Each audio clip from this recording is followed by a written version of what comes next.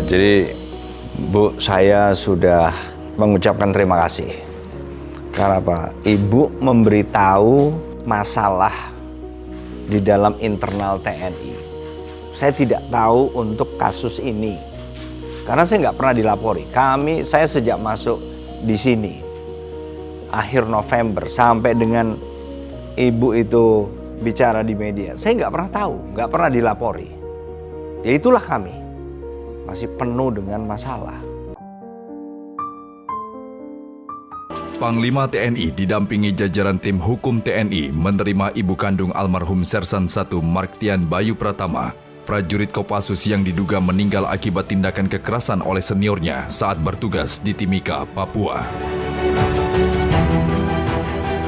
Didampingi kuasa hukum dan tim Lembaga Perlindungan Saksi dan Korban, ibu kandung almarhum Sertu Bayu menceritakan kejanggalan kematian anaknya serta lambannya penegakan hukum kepada para pelaku. Monggo, Bu.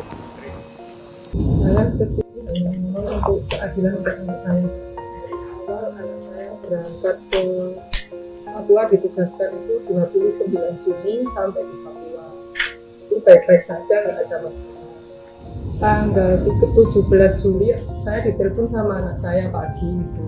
Ini saya ada masalah. Masalah apa? Tolong carikan uang saya 130 juta awalnya gitu. Buat apa saya bilang gitu? Terus pokoknya carikan, saya ada masalah. Terus tanggal 4 September dia dipindah ke Jayapura, dijemput itu katanya. Mulai di sana dia doakan saya, mudah-mudahan saya bisa menjalani ini semua. Nggak apa-apa, kita cari uang sampai nanti mudah-mudahan cepat dapat. Seminggu atau nggak salah 2 minggu sampai 3 minggu dia mengeluh, Mak. Setiap hari dapat kekerasan terus. Setiap malam itu WA sama saya karena kakinya biru itu, Pak. Ini habis dihajar tadi ini, terus Pak. Saya setiap hari nangis terus. Menurut pengakuan ibu kandungnya, pada awalnya korban terjerat hutang piutang dengan para rekannya. Selain itu, korban juga dituduh terlibat dalam penjualan amunisi kepada kelompok separatis di Papua, sehingga mendapat pemeriksaan dan kemudian dikabarkan meninggal pada 8 November 2021.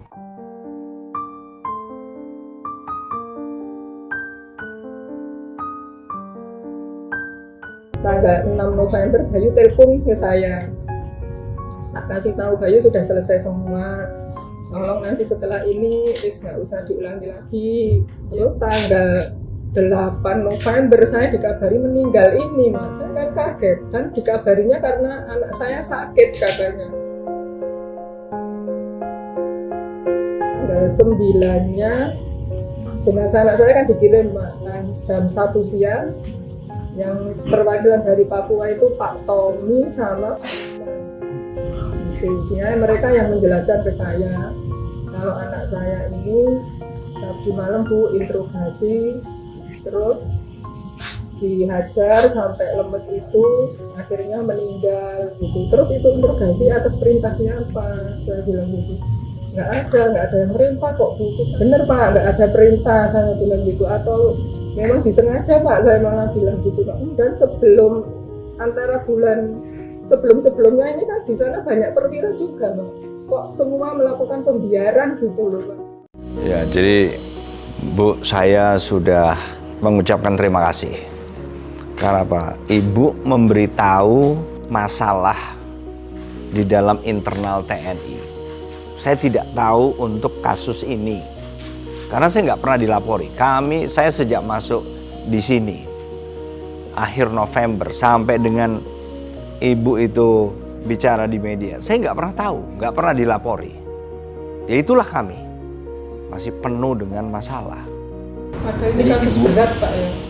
Ya justru itu, kalau saya kan memang membedakan mana kasus tindak pidana yang menyebabkan meninggal, itu prioritas bagi saya, apapun masalahnya. Panglima TNI berjanji akan segera menyelesaikan semua permasalahan sesuai mekanisme hukum yang berlaku. Sejak itu saya telusuri dan gak akan lepas dari saya. Karena apa? Karena ternyata berkas yang dilimpahkan oleh penyidik pun juga pasalnya bukan pasal yang menurut saya, bukan pasal yang relevan. Saya ulangi, Bu. Walaupun ini sudah dilimpahkan, saya ulangi. Saya tidak mau. Itulah yang sedang kami lakukan. Dan saya akan kawal secepat-cepatnya. Jadi kami tidak menerima berkas yang sudah diselesaikan oleh penyidik waktu itu, bulan Desember, yang sudah diserahkan kepada Hotmail Jayapura. Saya buka kembali. Ya, ini kan juga salah satu hal yang akan bisa membuat paling enggak ibu yang sudah kehilangan anaknya ini kemudian merasa ya paling enggak ada keadilan lah. Terima kasih.